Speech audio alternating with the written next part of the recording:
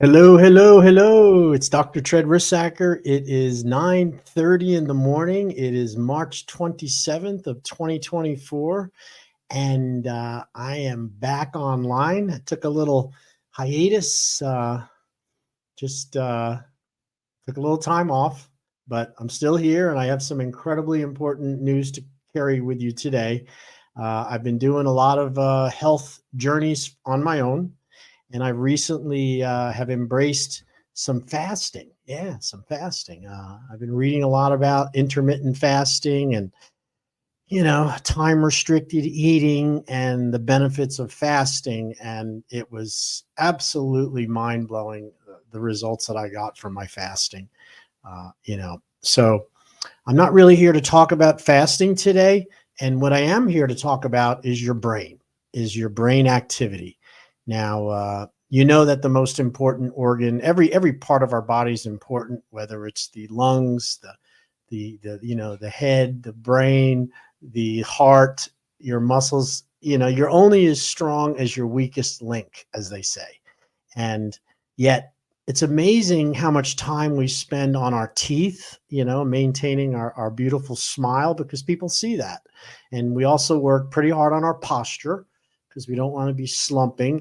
And of course, maintaining a nice look, a nice, slim, trim, healthy look would be, getting rid of that outside body fat. Now, and these are super important. However, nothing comes as important as your brain health. I remember my mom, who was, a fantastic mom, passed away a few years ago. And one thing she always told me, and I remember this very well, is she said, you need to take care of your brain. She says, eventually your muscles will get weak and your looks will go away. And the only thing that you're really going to have to rely on is your brain activity. How healthy is your brain? So quit doing things which would harm your brain. And, when you're in your late teens and, just getting out of high school and stuff, it was hard to relate to that. But I sure understand it today, because as I'm now getting into my golden years, I am now 63 years old. And truthfully, I'm healthier than I've ever been, because I just decided it was time to do something. I don't want to be sick and I don't mind dying. I just don't want to be sick before I die. Who wants to have that? And it's a term we called lifespan, is how long you're going to be on the planet. Most people understand the term lifespan, but then there's another term called health span. And that would be how healthy you are until you reach your lifespan. And you want lifespan and health span to be perfectly equal. You want them to be together. In other words, you want your health to run out when your life runs out. Now, try the opposite. Have a really long lifespan, which medicine and knee replacements and all the different types of emergency care we have available, it will extend your lifespan. But what is about your health span? Do you want to? I'd rather be 75, 80 years old and have my health span equal my lifespan and then die, versus losing my health in my 50s or 60s and then living another 20 years being sick and miserable. That to me is why I have the Slim Body Laser Spa. It's why I've dedicated so much of my time and effort into educating people about wellness and about choices you make. I don't mean to be critical of medicine and all the drugs, but in my opinion, medicine should only be used as an emergency when you messed up, when you've made mistakes, when you're in trouble and you need crisis care. They're wonderful at crisis care. Don't come to a chiropractor if you're in an auto accident and you're bleeding. We're not going to be able to help you. Medicine is super at first aid and this type of care, but it's terrible at managing chronic diseases. I mean, the symptoms, the system is against getting cures. The medical pharmaceutical industry and the medical industry and the hospital industry is not really that they're not really focusing on prevention and things you can do to not need medicine. They believe in medicine. So every suggestion you get, every time you go to the doctor, it's going to be their model of healthcare. And to me, let's realize that you can make choices today to make better choices, to live longer, to live fuller, and to have more enjoyment from life. And you know what? It really begins and ends in your brain. So that's why I'm here today. I'm going to bring out this. This is a PowerPoint that I had gotten from a group that I had done some work for. And I had done this presentation several times at some assisted living centers. And it just made sense to do it here. Okay, so I hope you enjoy this. So this is a presentation called The Keys to Embrace Aging. And this is about brain activity. And this is all of the things that you need to know about maintaining and sustaining a healthy brain. All right. I know it doesn't get much attention because it's buried in the skull. And when we think of brains, I think of crazy scientists, pulling brains out of petri dishes and out of jars of formaldehyde. But that's really not what we're talking about here. Your brain is the center of everything. All of your bodily systems, your heart, your lungs, your kidneys, your digestion, your muscles, your balance, your coordination, your hearing, your ability to see things. It's all controlled and regulated and endorsed by brain function. Brain function equals lifespan and health span. But what do we do to keep our brain healthy? Most people, I didn't know this, much of it. I mean, I had some suspicions that food and diet and exercise and sleep and staying away from toxins was probably a good idea, but I really didn't realize how important it was. So for that reason, I'm going to really go over this today so you understand exactly what's happening, okay? So let me just bring this screen up for you. And I will minimize myself down to the bottom here. And we're going to look at this slide together. Okay, so this is a presentation on keys to embracing aging. Brain activity presented by Dr. Tread's Slim Body Laser Spa. So let's get over here. Now, your brain is a highly complex organ. Did you know that you have over 100 billion? That's billion neurons. There's more connections within your neurons where those nerves connect than there are stars in our universe. Think of that. Your brain only weighs 3 pounds, but it uses 25% of your body's energy. 25% is used by only 3 pounds of you. Okay. And 60% of your brain is actually fat. It's not protein. It's not muscle. It's not bone. It's 60% fat. That should be surprising. And for that reason, fat is an excellent source of brain energy. So that's one reason why I point this out. The other thing is it uses 25% of your energy. And there's more connections and more information in there than stars in the universe. And that just blows my mind. Okay, so that's the first part about it. Now, the aging brain and the aging mind and how to fight back. So your brain is constantly changing. It doesn't just stay in one situation. What happens is when these neurons that you see in this example over here, when you see these neurons, I don't know if you can see it over there. These neurons are dendrites, which come out from these neurons. And these neurons grow together as we are challenged with new information. So when you are given a body of water, let's say you see water, and then you see somebody drown in the water, and you realize that could be you, your body is building brain connections to tell you, be careful when you get in the water. And these are grown. And what happens is the connections that you use a lot get strengthened. And the connections that you don't use a lot, the thoughts you don't think a lot about, get pruned. They actually get removed because the brain can't have all of this data going on. It's a storage, but what you need to function on is today. And the truth is this process of connections getting pruned and used connections getting strengthened is the basis of habits, the basis of addiction, the basis of how we learn things.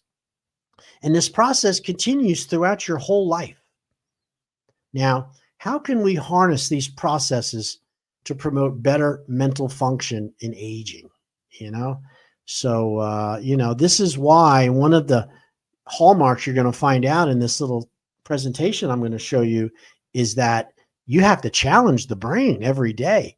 Simply doing the same habits, sitting in the same spot, using the same hand to eat, the same way that you look at the mirror can create brain degeneration because you're not mixing it up. You need to mix things up.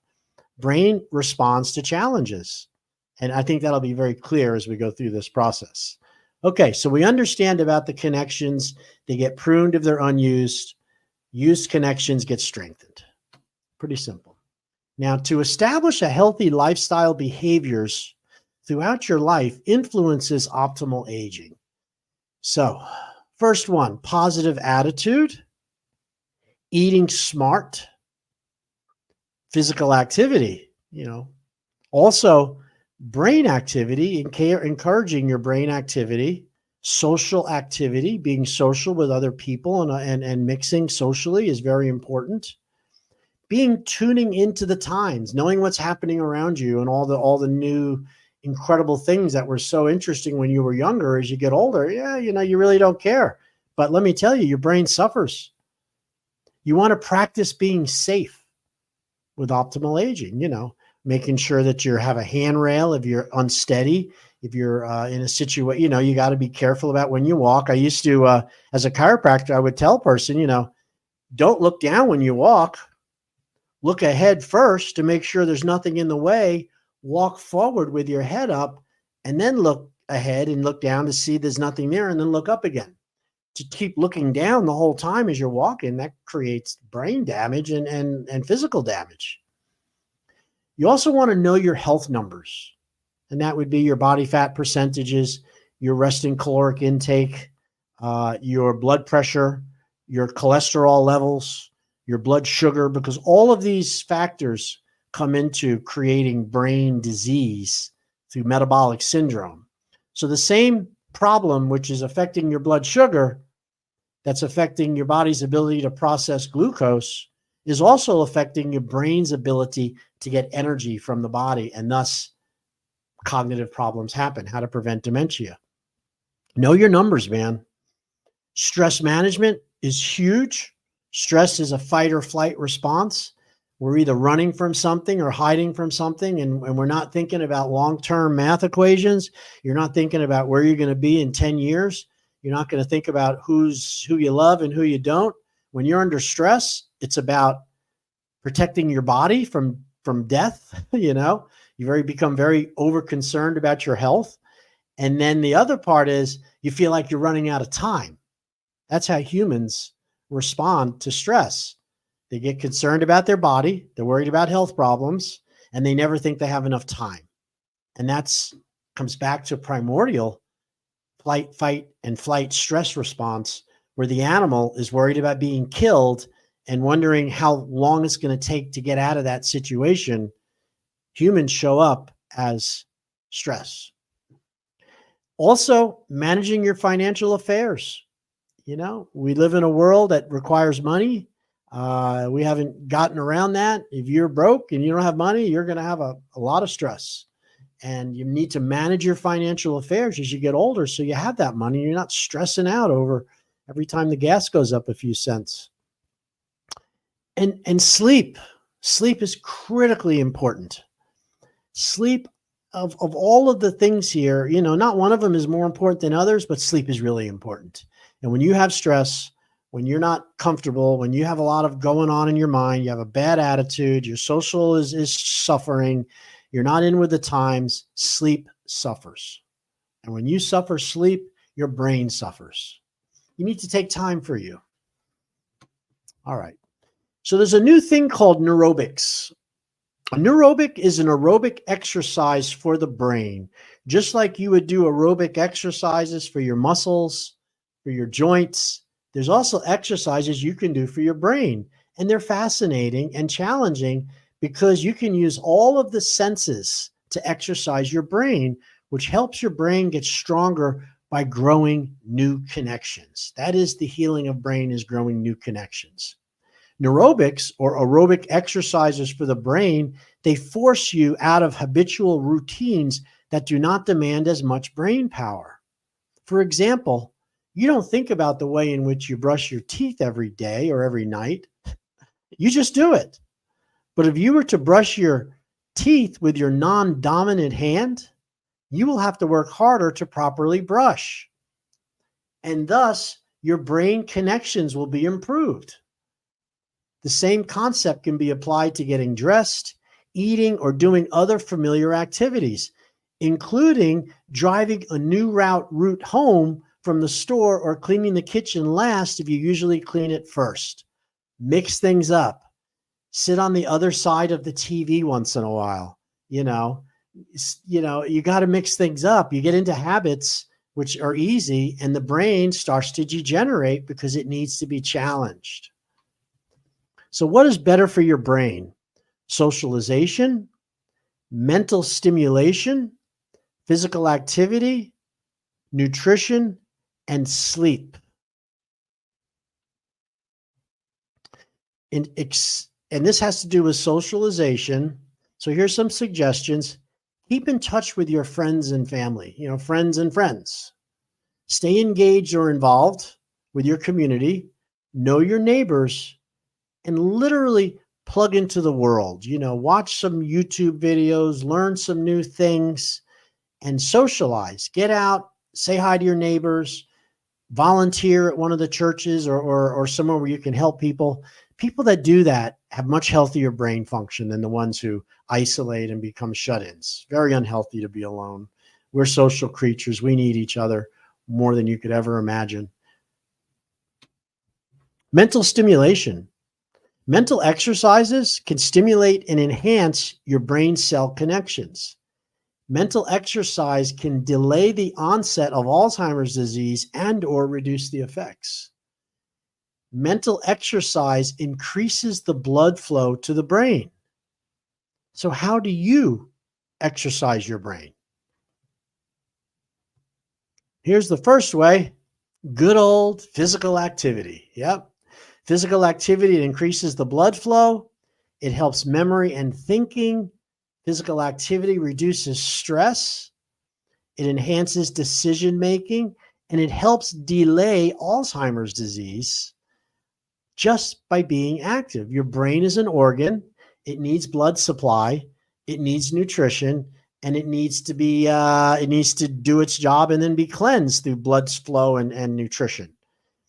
Yet, just like if you didn't exercise your muscles, they would get weak. If you don't exercise your body, that's how you get blood to the brain, is by exercise. So the number one source of dementia and cognitive decline in most people over 50 is they're just not exercising anymore. They're not doing anything to raise their blood.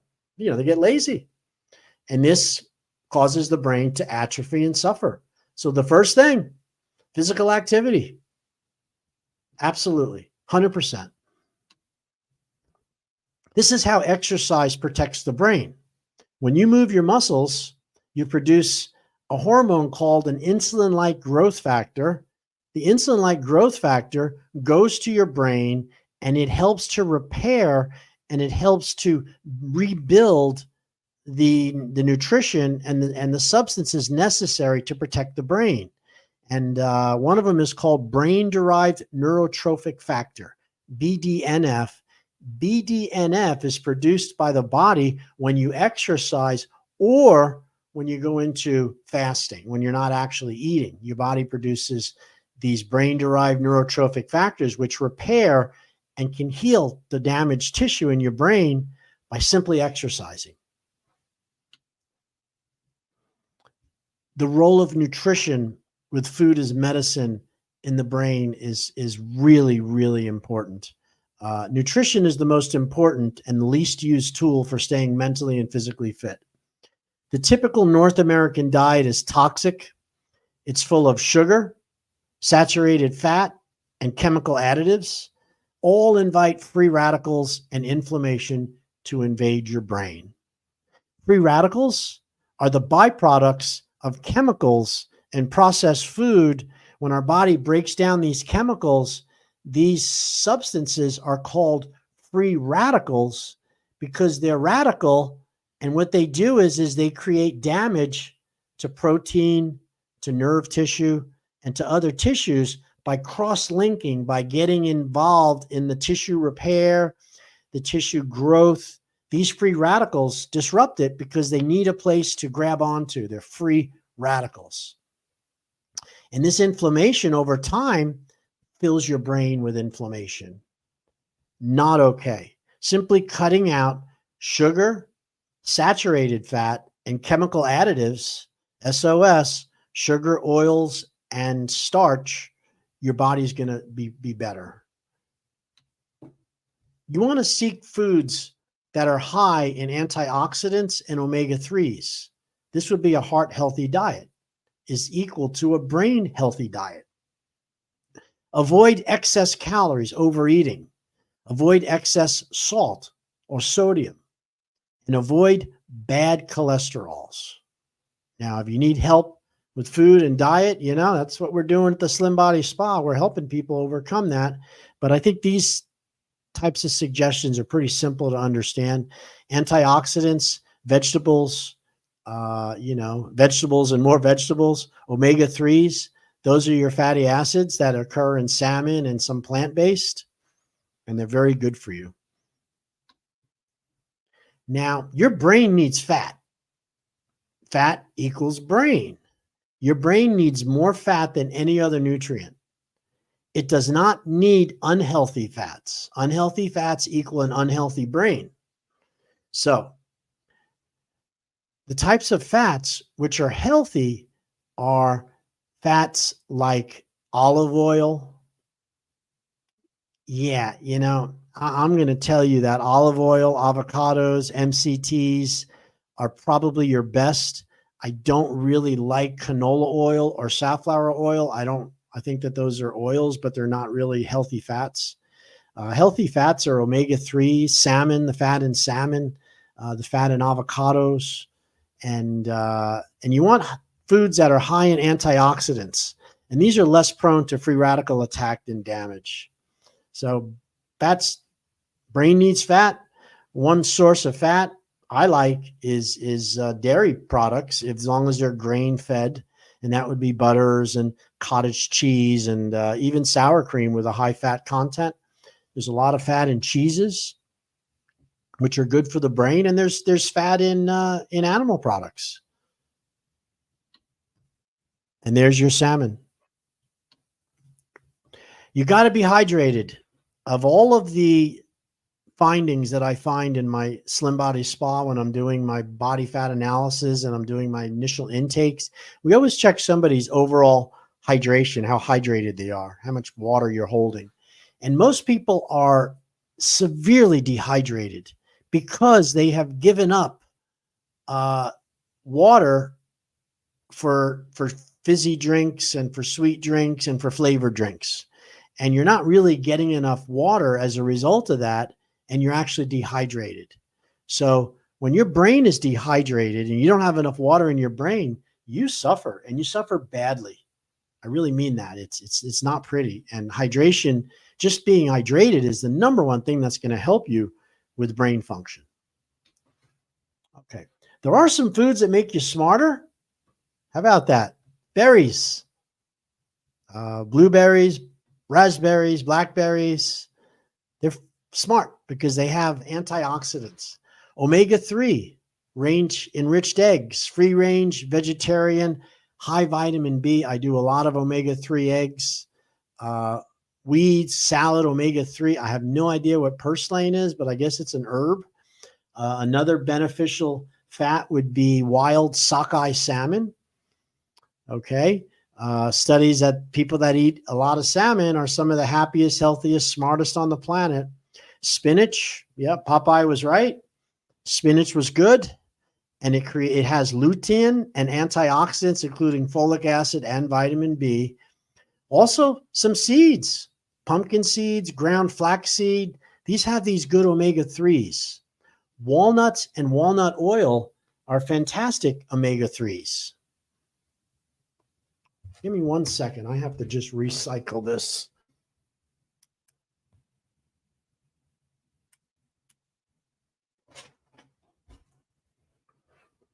All right. And we are back. Yeah, there's every 30 minutes, my camera has to be recycled. So I needed to do that. All right. Some more things to help with brain function are herbal remedies.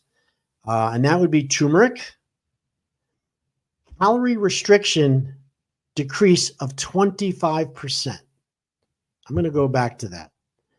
You want to use both vitamin C and vitamin E. And if you have enough vitamin C and E, you can decrease the prevalence of Alzheimer's by 78%. Vitamin C and vitamin E are heavy, strong antioxidants, and they help stop the cross-linking and the cellular damage in your brain. So you want vitamin C and vitamin E. Also, CoQ10, which is something which helps with nitric oxide and helps with blood circulation. And CoQ10 is a wonderful supplement that helps improve oxygen. And exercise training increases the size of your hippocampus, which is a part of your brain which controls memory. And you should be getting vitamin D. If you don't know about vitamin D, since COVID, you've been living in or under a rock somewhere, because vitamin D is super, super beneficial, and it activates over 900 genes that help with health. Now, the caloric restriction, a decrease of 25% of the amount of food you eat, has been proven to extend lifespan, to help with health, to decrease inflammation, to improve memory, to improve sleep, and to also help with blood sugar and to reduce the chances of having metabolic syndrome by decreasing your calories 25%. Now, that's not asking a lot, but it is, we are literally digging our graves with our forks and knives, people. If that isn't news to you, if that's something that you don't believe or think that that's what's happening, just go out to any event where they're walking in the park, or just go to a big grocery store in the morning and look at the people walk in. They have to hold on to carts to get through the day, and they're filling up the cart with more food and more stuff. And we're just overeating, and we're eating too much and too often. Cut down your calories by 25%, and your brain will thank you for that. So these are some of your important numbers. All right. Now, this would be a whole 2 hours to go over each one of them, but I'm going to try to skim through this very quickly, and so you understand what they are. The first number you need to know is your BMI, and that's your body mass index. That is how much fat you have compared to lean muscle. We want to be between 20 to 25% of our body can be fat. The other 75 to 80% should be lean muscle. Now, obviously, it's not all muscle because there's water and bones. However, we don't want to have too much body fat. If your body fat starts creeping up above 25 and 30%, this is a high BMI, and this is inflammatory, and this will cause you to be sick and have brain problems. You want to know your caloric intake per day.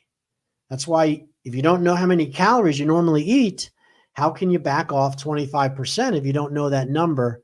I have found that people that count their calories get better results than those who do not, because you can't get rid of food you ate. It's going to be stored. It's going to be turned into fat, and that's just the way it goes. So you don't want that to happen. You want to know how many calories you're eating every time. The other one is increase of fruit and veggies.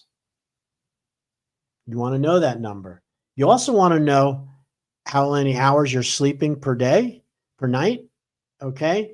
And also how much water you're drinking. Are you getting enough water? Water is critical.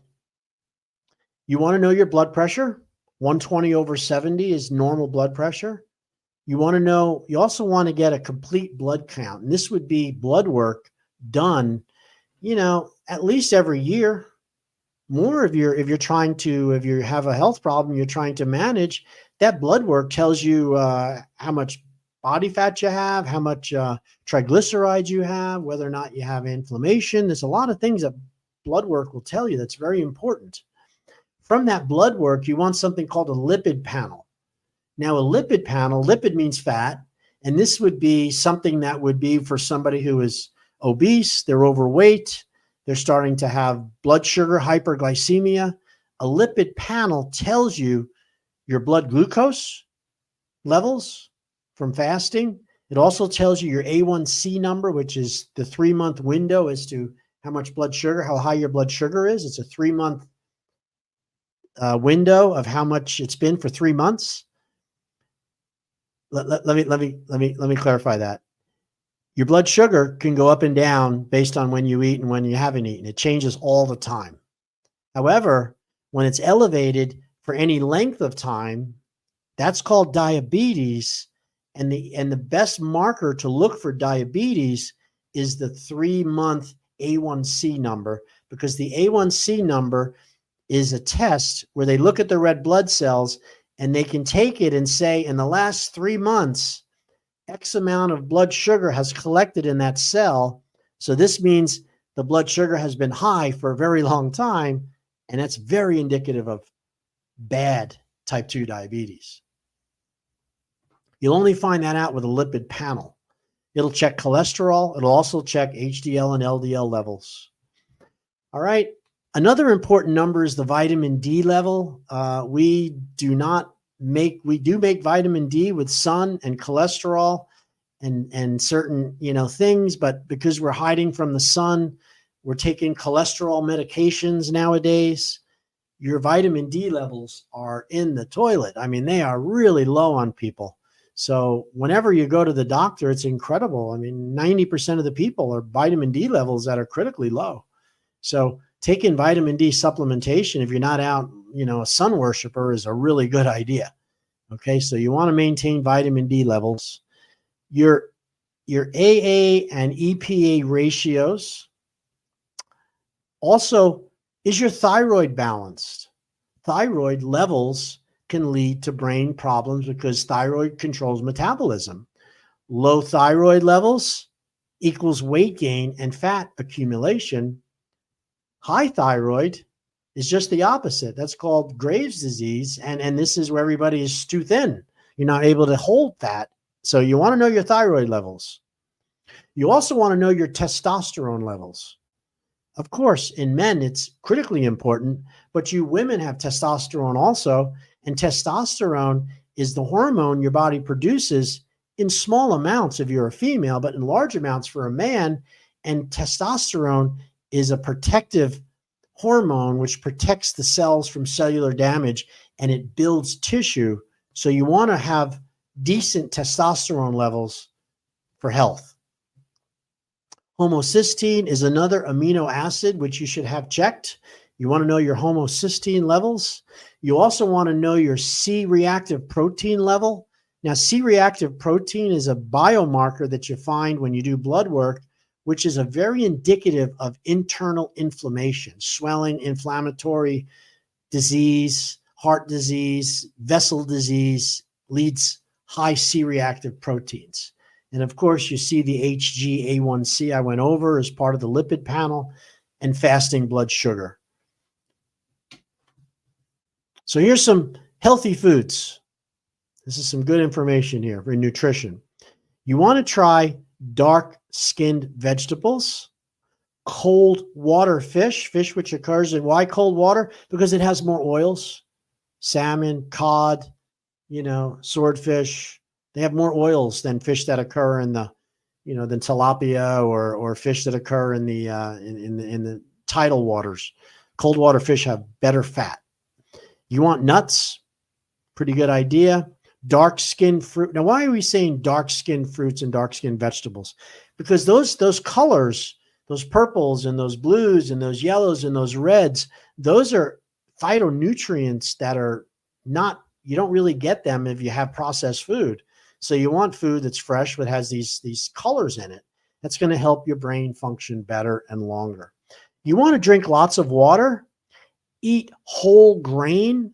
Now, that's not the same. When you see whole grain, the bread you see that says whole grain bread, that's not the same thing.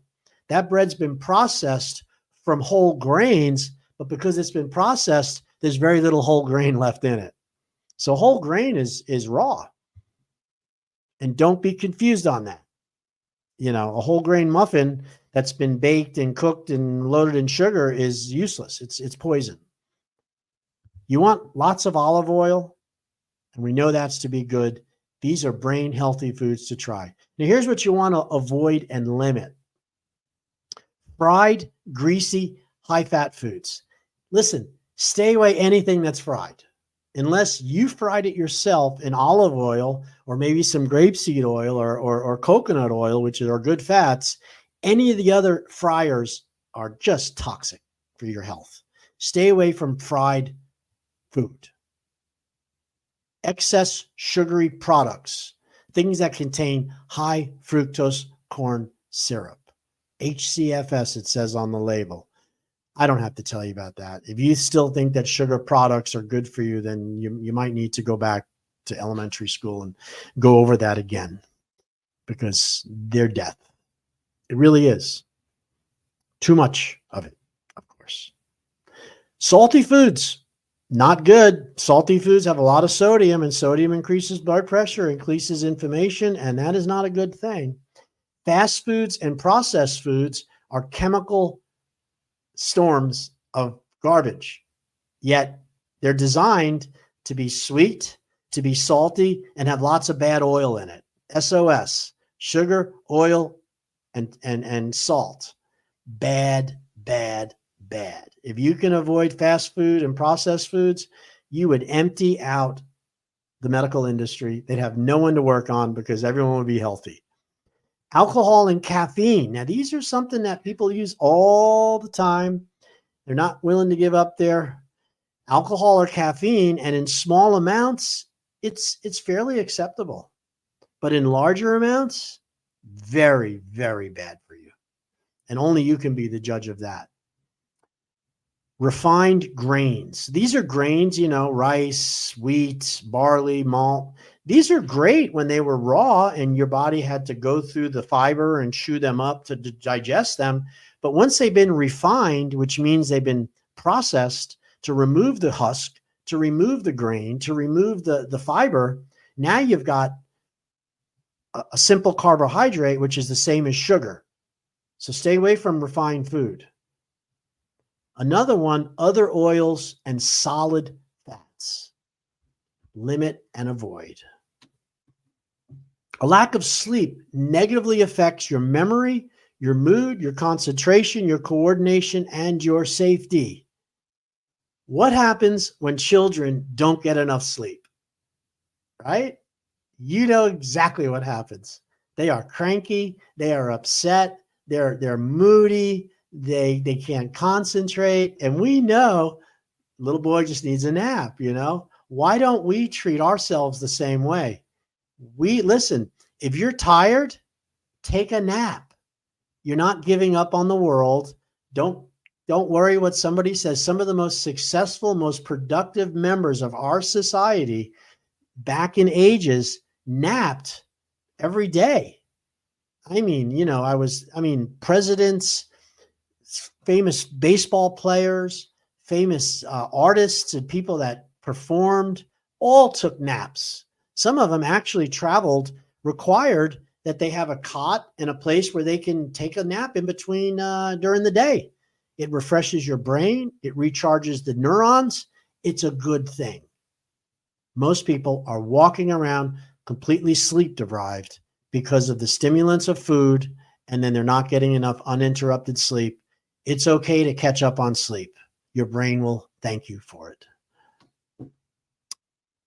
How to get better sleep. exercise, eat a well-balanced diet, set regular bedtime and waking hours, avoid reading or watching television while in bed. So I'm only going to say one thing about this, about reading in bed and stuff. This is a fact. When you start to get near when the sun goes down and it's getting dark out and your body is starting to produce melatonin, you're going to get this one time close your eyes and go right to sleep because it's a natural state. Now, if you do that in front of a TV, if you do that listening to something which is maybe an audio tape, or you're doing it on the couch instead of going in and going to bed, you're going to miss out on that initial gift of instantly falling asleep. And by doing it on a couch or not in bed is going to require you to either get up because your back's going to hurt because couches and chairs are not where you should be sleeping, and going into bed. But now you've missed that opportunity, that quick fall to sleep that you get. And now you struggle to maybe go back to sleep, or if you do, you never get to REM sleep. It's not the same. Gosh darn it. Stop falling asleep on the couch. Stop falling asleep on the chair. If you're sleepy, get up, go into your room and go to sleep. If you wake up at 3, 4 in the morning because you went to bed too early, that's fine. Pick up a book and read. It'll be quiet and you'll get more done. All right. Oh, and here's my favorite. Don't worry about this. This is common. Everybody has obesity. Nobody's really doing anything about it. The medical profession is setting up a system that's going to bankrupt the whole America with this Ozempic, because they're going to start making sure that everybody that's obese is going to be put on this semaglutide, and they're going to make sure that that taxes pay for it. Remember, we're 80% obese, 80% overweight. 40 to 50% of America is morbidly obese. That's a health risk. It's going to bankrupt the country. And the latest, greatest is Ozempic, which I am 100% against if you haven't tried other things first. And that means more than promises, more than a Fitbit watch, more than joining a gym and not going. Okay, come on. You're on Ozempic because you're not taking good care of yourself, or you wouldn't be overweight and fat like that. And over time, you have to take that stuff forever. It doesn't cure the problem. In fact, it creates recidivism. Once you get off of it, you'll have to take it the rest of your life. And they're proving that. And the average cost right now is about $15,000 per year. So can you afford that? Obesity shrinks your brain. It's associated with reduced brain volume. It slows cognitive function. Brains of overweight, obese individuals appear 8 to 16 years older, respectively. It also controls type 2 diabetes. If you are obese, get into the Slim Body Spa as quick as you can. I got lots of different tools. We get results. I'll leave it at that. So what steps can you do today to start making better brain health? Physical exercise, moderate intensity walking, at least, 150 minutes per week. So if you walk 7 days a week and you do 20 minutes, you're good. Okay. You want to lift weights. You need to strengthen muscle. Muscle is absorbs the toxins. Muscles protect your skeletal system. If you fall, muscles allow you to get out of bed. They allow you to sit up. They allow you to digest. Muscles are everything. And you need to concentrate on strengthening muscles when you're older. And once you're over 50, you have to lift weights. You can't get the muscle strength back just by walking the bridge or riding on a bicycle. I mean, for the most part. You need a healthy diet. Brightly colored fruits and vegetables, at least 5 servings a day. Your healthy diet should contain fish, ocean, swimming fish every week, and also a Mediterranean diet or a DASH diet or a keto diet, which was not in this study, but keto is proteins and healthy fats, low carbohydrate.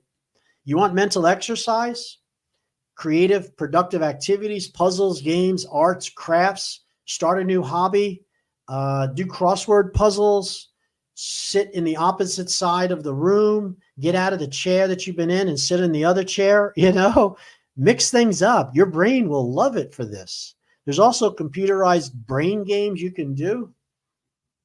Now, what about the risk factors? Now, I've been talking about brain health and I've been going over this, and now you're starting to realize that it's important. But listen, if you have any of these problems, this is really important to you because you're at a huge risk of developing dementia, Alzheimer's, and the fact that someone's going to have to take care of you the rest of your life if you don't do something to help yourself. Here's one of them: diabetes, type 2 diabetes. If you're diagnosed with type 2 diabetes or you're hyperglycemic and you're moving in that direction, you're a huge risk for brain problems. Hypertension, that would be a blood pressure that is elevated over a series of months or weeks, not just one time. If you have hypertension, you got blood supply issues, and you need to look at this because this is eventually going to hurt your brain. Obesity, just talked about it. Big fat people have small brains, and it just gets worse for them. Sleep apnea, if you're having problems with sleep and your body just stops breathing, and then you take that big breath, and and your wife's telling you that, and you're always tired, you might want to think about a sleep study, get on a CPAP machine. Sleep apnea is a huge risk factor for dementia and brain problems. Have you ever had a head trauma? Have you ever hit your head? Have you ever been in an auto accident where maybe you went forward but didn't hit your head, but all the brain material went back and forth? That's what happened to me. You are at more of a risk of developing dementia and cognitive problems because you hit your head. And this could be even something when you were a kid. This is what leads to these problems. Your genetic disposition has to do with finding out familial family members that have had brain problems before you. Mom, dad, brothers, uncles, aunts, cousins, got a history of dementia, history of Alzheimer's. That's important because you need to do what I just went over even more so than someone who isn't. And then stress. Stress is the juggernaut. Stress is, I would tell you honestly, that stress is probably the biggest number one factor as to why we have sickness, why we have high blood sugar, why we're collecting too much body fat, why we don't exercise, why we worry, why we have digestive troubles, why, it just goes on and on and on. And stress, yes, stress can come by worrying and watching things that you cannot do anything about, right? Political problems, things that happen around the world, how horrible it is. I see it, but I know I can't change it. It's not going to serve me to think about it more than just seeing it. Should I send $20 to them? Maybe that would be an option, but limit what comes into your life. Limit what you look at, who you hang with, the people you talk to. Stay positive. Remove stress. Stress is easy to remove, but you got to remove yourself from the energy from it. At first, you're going to go through withdrawals. Trust me. You're going to feel like you're missing something, but you're not. You'll be healthier and you'll be happier, and your brain will thank you. So on the other side, eat a brain healthy diet, do physical fitness, cognitive stimulation, and meditation. Now, nootropics are smart drugs and cognitive enhancers. They're supplements and other substances that may improve your cognitive function and memory, creativity, or motivation. Now, these should be used carefully because they can help, but they're not a fix-all when you have other problems. And some of them are listed here, and the way I can't go over all of these, but if you want to go back to this podcast and you want to go back, because this will be available on my website, drtredtv.com, or on my Facebook page, because these are all going live right now, and you can take a screenshot of this. I would highly suggest you do that. There's ashwagandha, there's creatine, feverfew, fish oils, ginkgoa biloba, inositol, melatonin, rhodiola rosea, L-theanine, vitamin B2, and zinc are called nootropics, and these can help you with brain problems. Aging is inevitable, you guys. By embracing a healthy lifestyle throughout your life, you'll have a greater ability to engineer a positive approach to the aging process. And here's the good news. Your capacity to develop new synapses is incredible. You still have the capacity to develop neurons as long as you have thought processes, memory, reasoning, learning are retained, but it may be a little slower. However, your brain will heal, it will adapt, just like if you weren't using your leg and it got all weak and out of shape and you started putting more time into it and more energy into strengthening it and being aware of it, it's going to improve. Your brain is exactly the same way. You don't lose your memory. Your brain degenerates where your memory is not accessible. Improve your brain, improve your nutrition, improve your exercise, get the right nutrients, reduce the stress. Your brain memory is going to improve. It's that simple. Stay away from sugars. The brain we develop reflects the life we lead. And that's a quote by His Holiness, the Dalai Lama. So, let's just get back to me. There we go. So I implore you, I plead with you to take better care of your health and your brain. I had a year and a half ago, I was in an auto accident. This person turned on US 1 from the left lane right into traffic, and I was in the leader of the pack that was moving from that one light. So I was the first car that she hit, and I hit her. And what it did was it was a 50-mile-an-hour shot, and it caused of course, the engine compartment pushed into my passenger compartment, and I put my foot out, but my airbags protected me from dying. And all the airbags went off, ceiling. I had a 2020 Ford F-150, beautiful truck. And the truck, that impact stopped, and then it pushed off to the side and it flipped over in the air, did a complete somersault and landed on the tires. I hopped out of that. Airbags went off. I was able to cut one of the airbags away on the passenger side. I happened to have a razor knife in my truck from hunting. It's weird, but it's amazing how things are provided when you need them. And I climbed out that door, and I didn't really get hurt that much. I hurt my foot, and I was shook up, but I didn't. I just couldn't believe it. And what happened was I started to develop some cognitive problems. I knew right away that impact, because I didn't hit my head, but my body was traveling at 50 miles an hour, and it stopped suddenly, and the soft brain material still goes forward. And what it does is it can cause a very small tear in the brainstem, where the gray matter, which is what you would think of in somebody's brain, is that jelly looking stuff in the brainstem, is more like the horse hairs, or like a broom, like a corn broom. Those fibers are very thick. And when that soft mass gets pushed on top of it, it tears some of those fibers. And those are connections to your thoughts, to your vision, to your hearing. For me, it was cognitive. It was numbers. It was some short-term memory things. And I went right away, right at the accident, because I didn't break anything. And I went to the chiropractor, of course, but one of my friends is a neurologist. His name is Dr. True, and he's a board certified neurologist, chiropractic neurologist, and he specializes in brain therapy. So he used his laser to help me heal from it. And I was super, super grateful. So I went to Dr. True. He helped me out enormously. And now I'm really, really working hard on keeping my body healthy and helping with my brain to be healthier. And when you see my face, and my whole face has changed since I lost that weight. And I can't say enough for it. So listen, if you need any help, call my spa, 772-223-5885. You can go online, Dr. Tread Slim Body Laser Spa, hit the contact page. I can help you with the fasting. I can help you with, helping with brain healing. We do lasers for brain, treatment.